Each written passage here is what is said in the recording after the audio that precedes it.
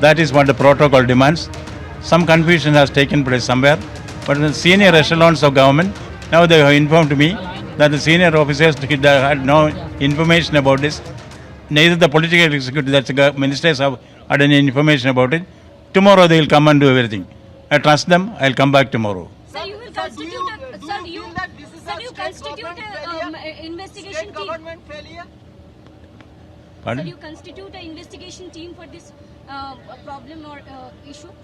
No, the higher echelons of government have informed me that judicial inquiry has been ordered, and they also arrested the person concerned. More arrests may be there, and they are also decided to refund the money. So the 3 suggestions which I gave as governor have been accepted. That is the information which I received now from the highest echelons in state government. So do you think police failed to manage all these things from today morning? It's very clear that there is a failure of the system. So police can be more active. Police can be Police more active should in do this their situation. duty. Okay. Thank you. So they don't able to establish the law of land. As of now, in this particular case, no. Okay, thank you, sir. Do you বলছেন যে police কিন্তু fail করেছে এবং তারই সঙ্গে তিনি বলছেন যে একটি কমিটি গঠন করা হবে, তার ক্ষেত্রেই কিন্তু সেই রিপোর্ট তারা জমা দেবেন এবং তার সঙ্গেই তিনি বলছেন যে তিনি ক্ষোভ প্রকাশ করছেন যে ডিস্ট্রিক্ট অ্যাডমিনিস্ট্রেশনকে জানানো হয়েছিল যে তিনি আসছেন, কিন্তু তার সত্ত্বেও দেখা যায় যে এই যে বড় বড় হাইমাস লাইট, সেই লাইটগুলো পর্যন্ত যুবভারতী ক্রীড়াঙ্গনের ভিতরে তা বন্ধ করে দেওয়া হয়েছিল এবং সেই আলো পর্যন্ত জ্বলছিল না তিনি যখন ভিতরে প্রবেশ করেন। জানানো হয়েছিল যে রাজ্যপাল এখানে আসছেন, তারপরেও কেন কোনো রকম ব্যবস্থা নেওয়া হয়নি সেই বিষয়ে কথা আমরা শুনছিলাম। তিনি ক্ষোভের কথা বলছিলেন এবং তিনি এটাও বললেন যে পুলিশ প্রশাসন ব্যর্থ, এবং যে ছবি আপনাদের দেখালাম রাজ্যপাল কিছুক্ষণ আগে সেখানে যান, ভিতরে তিনি ঢুকতে পারেননি, বাইরে বসেই সাংবাদিকদের মুখোমুখি হলেন। আর অন্যদিকে আজকে যে ছবি আমরা দেখেছি, দিনভর যেভাবে বিশৃঙ্খলা তৈরি হয়েছে, যে তাণ্ডব চলেছে যুবভারতী ক্রীড়াঙ্গনে, যেখানে ক্ষোভের বিস্ফোরণ ঘটেছে দর্শকদের, সেই সময় ছবি দেখতে পাচ্ছেন যে কি পরিস্থিতি তৈরি হয়েছিল, কি বলছেন দর্শকরা, ঠিক কি অভিযোগ তাদের শোনাবো।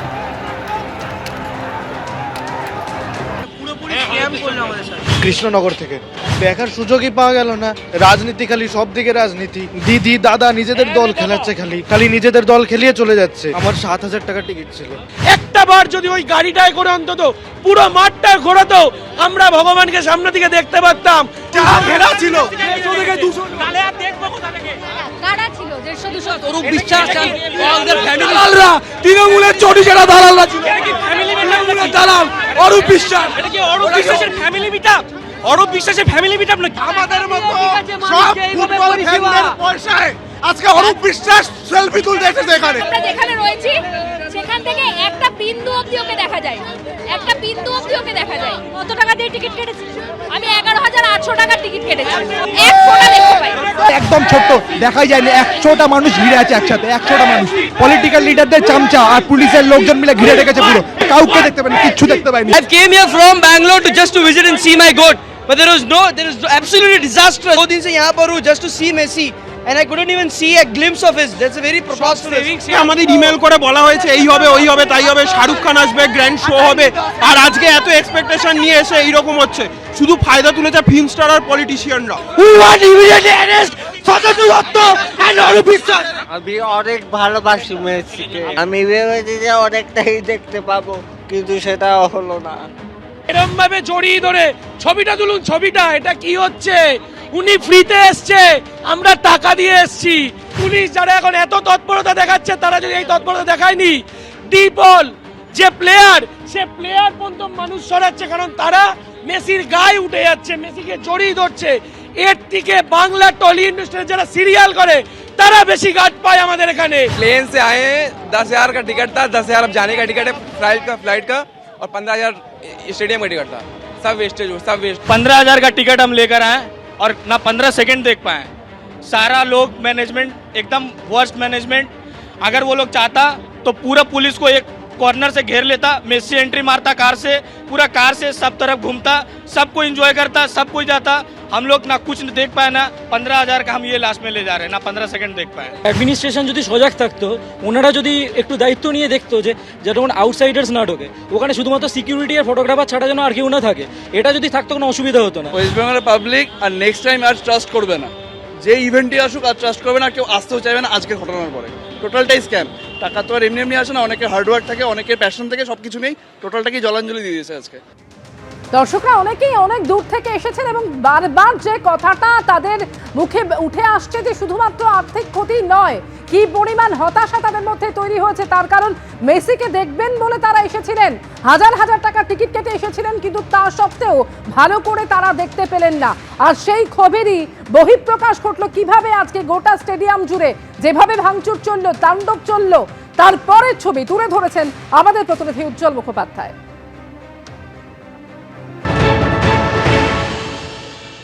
মেসিকে দেখার আশায় সকাল থেকে ভিড় জমিয়েছিলেন মেসি ভক্তরা।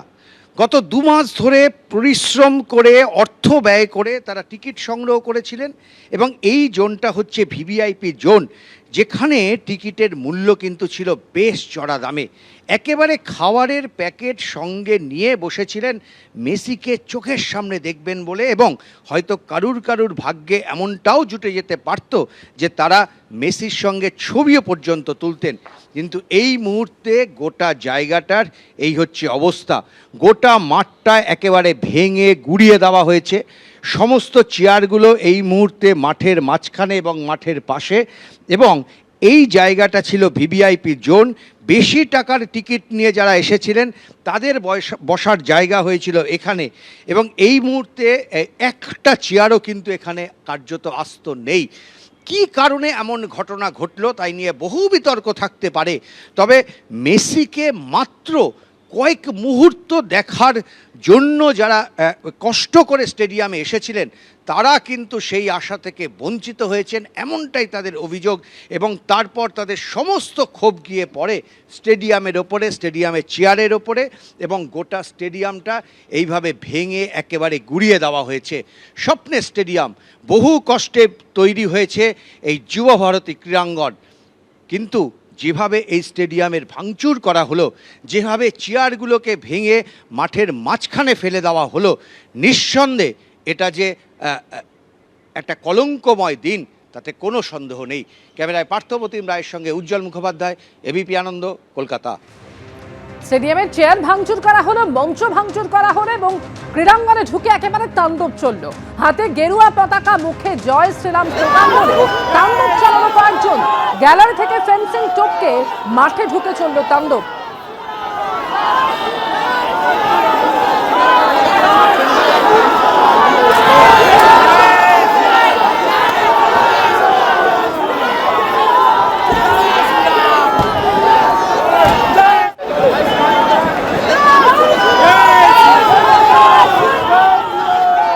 এবিপি আনন্দ, এগিয়ে থাকে, এগিয়ে রাখে।